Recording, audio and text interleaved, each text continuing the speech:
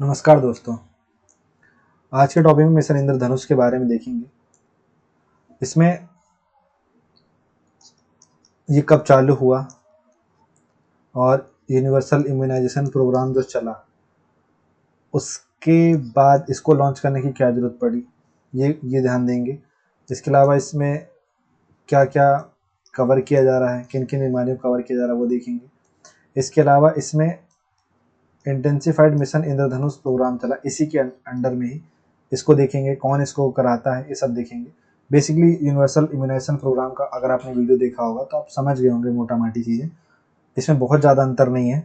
जो पहले की स्कीम्स थी, अब उनको, पहले की स्कीम्स क्या थी, 2014 से पहले यूपीआई की सरकार थी, कांग्रेस की सरकार थी।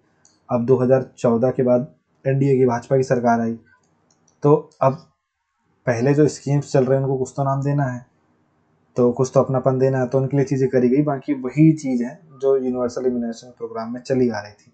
ऐसा कुछ नहीं, पहले 7 बीमारियां थी, फिर 5 में बाद 5 बीमारी ऐड करके 12 बीमारियां टोटल ऐड कर ली गई।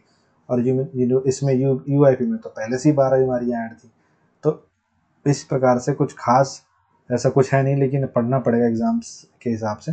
बट मोटा माटी देखा जाए तो आपने यूआईपी पढ़ रखा है, उसी को ही बस थोड़ा सा दिन दिनांक समय विषय बदल देंगे और अपनी चीज़ें सॉल्व हो जाएंगी। चलिए आगे बढ़ते हैं। कौन कौन सी बीमारी कवर करता है ये देख लेते हैं। तो पहला तो ये है, ये मीजल्स को कवर करता है। इसके बाद ये पोलियो को कवर करता है, परट्यूसिस को कवर करता है, टिटनेस को कवर करता है, टीबी को कवर करता है, डिप्थीरिया को कवर करता है, हेपेटाइटिस बी को कवर करता है। आप बोलेंगे कि 2011 में लास्ट केस मिला पोलियो का और 2000 पोलियो में इरेडिकेशन हो गया, तो फिर इसमें क्यों शामिल है? तो जिनको था उनका मतलब फिर से नहीं हो जाए दोबारा, इस चीज़ के लिए प्रिवेंट ही तो कर रहे हैं ना, तो दोबारा से वो पनप नहीं जाए, तो एकदम जड़ से ही ख़त्म करने वाला सीन चल रहा है। तो ये आपको याद रखना है कि इसमें मीजल्स मीजल्स शामिल है, पोलियो शामिल है, परट्यूसिस शामिल है, टिटनेस शामिल है। ठीक है, चलिए आपको सिंपल सा मैं याद ही करा देता हूँ, अच्छे से याद हो जाएगा। कहाँ गायब हो जाता है भाई? देखिए आप इसमें डी पी टी याद रख लिए, तो 3 बीमारियाँ तो ये हो गई, डिप्थीरिया, परट्यूसिस और टिटनेस। ठीक है, फिर इसके बाद हमने इसमें मीजल्स पढ़ लिया, एक बीमारी ये हो गई। इसके बाद हमने इसमें टीबी पढ़ लिया, तो 5 बीमारियाँ ये हो गई। हेपेटाइटिस बी पढ़ लिया, 6 बीमारियाँ ये हो गई। फिर पोलियो तो हम जानते ही हैं, तो ये 7वीं बीमारी ये हो गई।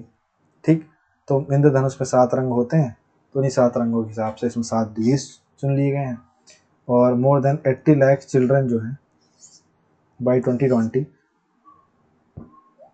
वैक्सीनेशन कवर करना है against 7 disease to more than 80 lakh children by 2020। ठीक है, बाकी आगे देखते हैं और क्या चीज़ें कवर करनी है। अब देखिए, अब स्टार्ट होता है असली वीडियो। अभी तक तो फोटो खेल रहे थे। यहाँ पे आपको मिशन इंद्रधनुष के बारे में पढ़ना है। तो भाई साहब चालू कब हुआ? तो अटल जी के जन्मदिन पर 25 दिसंबर 2014 को ये चालू हुआ। ठीक है, कौन चलाएगा, किसने चालू किया? मैंने जो अभी वर्तमान में पहले अभी कुछ समय पहले जो भाजपा के अध्यक्ष थे, राष्ट्रीय अध्यक्ष थे, वो तो वहाँ पे यूनियन हेल्थ मिनिस्टर थे जेपी नड्डा जी, उन्होंने इसको चालू किया। ठीक है, तो यूनियन ये आता है ministry of health and family welfare में ये आता है, स्कीम आती है आपकी। ठीक, इसके बाद हम देखें इसमें कवर किसको किसको किया जा रहा है। तो बच्चा जो है, अच्छा बच्चा भी जो है अंडर 2 ईयर, ठीक है, तो 2 साल से कम उम्र तक के बच्चे जो हैं वो शामिल कर रहे हैं। फिर उसके बाद जो प्रेग्नेंट वुमेन है उनको शामिल किया जा रहा है। ठीक है, इनको वैक्सीन प्रिवेंटेबल डिसीज से प्रोटेक्ट करना है और 2022 तक 90% फुल इम्यूनाइजेशन कवरेज अचीव करना है। क्या टारगेट है? 90% फुल इम्यूनाइजेशन कवरेज अचीव करना है 2022 तक। ठीक है, याद रखिएगा अपन। अब 2022 गुजर गई, 3 साल हो गए। अब आप देख लीजिएगा कि हुआ कि नहीं हुआ। ये यूआईपी का एक्सटेंशन है जो 12 डिसीज़ के खिलाफ फ्री वैक्सीन देता है।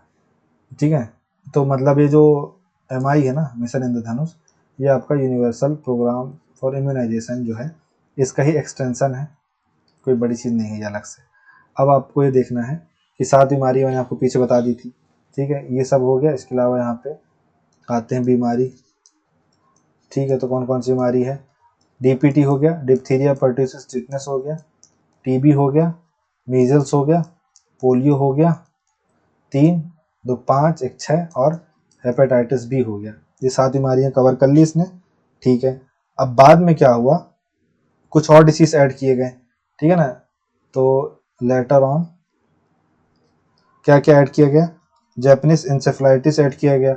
अब मेजल्स और रूबेला तो एकदम गर्लफ्रेंड बॉयफ्रेंड है, तो ये अलग कैसे हो जाते हैं, तो रूबेला को फिर लेकर के आए, तो रूबेला भी ऐड हुआ, जैपनीज इंसेफ्लाइटिस ऐड तो हो ही गया था, फिर रोटा वायरस डायरिया ऐड हुआ, फिर पीसीबी न्यूमोकोकल न्यूमोनिया ऐड हुआ, और हीमोफिलस इन्फ्लुएंजा टाइप बी ये शामिल हुआ, ठीक है। तो हेपेटाइटिस बी है और हीमोफिलस इन्फ्लुएंजा अलग है, HIV लिखते हैं, HIV नहीं है, HIB है, बी फॉर बॉल, ठीक है। अब देखिए कुल जमा हुआ क्या घूम फिर के, ये 7 बीमारियां पहले, 5 के बाद 12 हो गई ना, तो यूपीआई लिख दिया मैंने, ये UIP क्या कर रहा था, ये कुछ और कर रहा था क्या, ये भी तो वही काम कर रहा था, हमको पढ़ा फोकट में हमारे लिए टेंशन खड़ी कर दी उन्होंने, है ना, लेकिन अब पढ़ना पड़ेगा, क्या करेंगे। अब मकसद क्या है, तो 2 साल तक के जो बच्चे हैं, प्रेग्नेंट वुमेन है, उनको फुल इम्यूनाइज करो, ठीक है। और 201 हाई फोकस डिस्ट्रिक्ट पे फोकस करता है, जहाँ पे 50% अनवैक्सीनेटेड या पार्शली वैक्सीनेटेड बच्चों के लिए रिस्पॉन्सिबल थे, तो मतलब 201 हाईली कवरेज डिस्ट्रिक्ट इनको कवर करता है ये, ठीक है।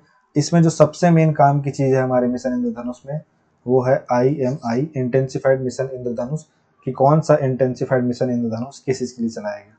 तो हम यहाँ पे मैं आपको ये बता देता हूँ, तो आप इंटेंसिफाइड मिशन इंद्रधनुष, इसके बाद इसमें लिखेंगे ईयर, फिर इसमें हम यहाँ पे लिखेंगे स्पेशल या विशेष, ठीक है। अब देखिए ये पहला है 1.0, तो 2017 में 1.0 आया, ठीक है, अक्टूबर 2017 में इसको लॉन्च किया गया, ठीक है। 173 डिस्ट्रिक्ट्स,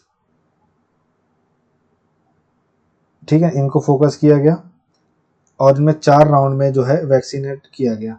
तो इसमें फोकस किया गया आपका, पहला तो 173 जिले फोकस किया गया, इसके अलावा इसमें और क्या किया गया, जो अर्बन स्लम्स हैं, जैसे आपने देखा होगा ना झुग्गियाँ आसपास अपने, और माइग्रेटरी पॉपुलेशन है, ठीक है, काम धाम करने आए हैं बाहर, अनसर्व्ड एरियाज़ हैं, जिन एरियाज पे नहीं जा रहे हैं जैसे कि, तो उन एरियाज पे जाया जाएगा, ठीक। इसके अलावा ये तो इस तरीके से मिशन 1.0 चला, इंटेंसिफाइड मिशन इंद्रधनुष 1.0 चला, ठीक है। अब 2.0 में आएंगे, तो 2.0 चला 2019 से 2020 वाले टाइम में, मोटा माटी 2020 में चला, ठीक है। तो दिसंबर 2019 के बाद चला। अब क्या हुआ था, मैंने आपको बताया हुआ 1995 में आपका पल्स पोलियो प्रोग्राम चालू हुआ था, तो 2020 में उसको हो गए थे 25 साल, तो सिल्वर जुबली बनानी थी, तो उसके लिए इसको चालू कर दिया गया, ठीक है। फिर इसमें फोकस किया गया, 272 जिले फोकस किए गए इसमें, ठीक है। इसके बाद 90% कवरेज बाय 2022 और सस्टेनेबल डेवलपमेंट गोल के अंदर प्रिवेंटेबल चाइल्ड डेथ्स कम करना, तो 272 डिस्ट्रिक्ट कवर कर लिए गए। इसके ये यूपी बिहार के, जहाँ हार्ड टू रीच और ट्राइबल पॉपुलेशन है, ठीक है, यूपी बिहार, साथ में ही जो ट्राइबल एरियाज हैं इनको फोकस किया गया, ये आपको ध्यान रखना है, ठीक है। बट कोविड-19 आ गया तो फिर कुछ लफड़ा हो गया, तो फिर रुक गए, तो अगले में क्या होगा, अगला 2021 को चालू होगा, 2021 को चालू हुआ, तो उसमें जो कोविड-19 पैंडेमिक की वजह से जो मिस्ड डोज वाले बच्चे और प्रेग्नेंट वुमेन थे, तो उसे 250 high risk district urban areas in सबको कवर करना था। तो यहाँ पे 250 जिले लिख देता हूँ मैं, यहाँ पे लिख देता हूँ कि कोविड के कारण जो छूट गए, अब कौन छूट गए, हमको तुमको तो लगाएंगे नहीं ना, हमको तो कोवैक्सीन ये सब लग रही है, जो बच्चे और जो माताएं छूट गई उनको कवर किया जाएगा, ठीक है। फिर 2022 में आया आपका 4.0, 2022 में क्या चल रहा था, अमृत भारत अमृत भारत अमृत भारत अमृत काल, तो भाई 75 डिस्ट्रिक्ट को फोकस किया गया, ठीक है। 416 डिस्ट्रिक्ट इसमें लिए गए, 416 जिले, ठीक है। बट 75 मोस्ट मतलब मोस्ट वल्नरेबल डिस्ट्रिक्ट चुने गए, इनको अंडर आज़ादी के अमृत महोत्सव के तहत इनको चुना गया, ठीक है। मोस्ट वल्नरेबल, तो इनको अंडर आज़ादी का अमृत महोत्सव इसके तहत लिया गया, ठीक है। अब आप समझ गए होंगे। अब 4.0 हो गया, अब 5.0 में आते हैं। 5.0 आया 2023 में। इसमें क्या हुआ, इसमें आपका ये जो 5.0 था ये खुद चला आपका कब से कब तक, ये अगस्त 2023 में लॉन्च हुआ। तो इसमें मतलब क्या किया गया, 5 फेजेस चलाए गए, जैसे कि सॉरी 3 फेज में चला। ये पहला फेज इसका चला 7 से 12 अगस्त, ठीक है। दूसरा चला 11 से 16 सितंबर, और तीसरा चला आपका 9 से 14 अक्टूबर। 5-5 दिन के 5-5 दिन चला, हर महीने 5-5 दिन चला, 3 महीने तक, ठीक है। हम अभी तक आपको क्या बताते आ रहे हैं कि 2 साल तक के बच्चे कवर करें, 2 साल तक के बच्चे कवर करें, बट इसमें क्या है, इसमें first time all district cover किए गए, ठीक है। इसके बाद जो 5 साल तक के बच्चे हैं इनको कवर किया गया, ठीक है। इसके बाद और क्या इसका टारगेट था, जो मेजल्स रुबेला है आपका, उसका एलिमिनेशन करना है बाय 2023, ठीक है।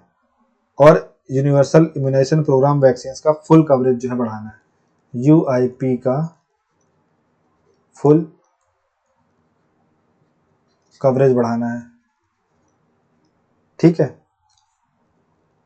साथ ही इसमें यूविन पोर्टल डिजिटल प्लेटफॉर्म का यूज करना है ट्रैकिंग के लिए, और जनप्रतिनिधि और सोशल मीडिया इन्फ्लुएंसर से अवेयरनेस कैंपेन चलाना है, ठीक है। तो ये जो इन्फ्लुएंसर बनते हैं बड़ा इंस्टाग्राम में, इनसे क्या चलाना है, कैंपेन चलवाना है।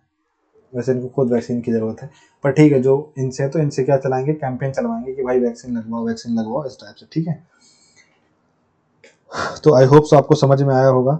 अब इसमें एक जो पूरा मिशन इंद्रधनुष चला है, इसमें क्या हुआ कि अब तक मतलब कब तक, 2014 दिसंबर 25 से 2023 तक, पूरा 2023 तक, ठीक है ना, जब तक ये पूरा मतलब MI + IMI, ठीक है, इस पूरे दौरान में 5.46 करोड़ बच्चे एंड 1.32 करोड़ प्रेग्नेंट जो वुमेन्स हैं, है ना, इनको क्या किया गया है, वैक्सीनेटेड किया गया है।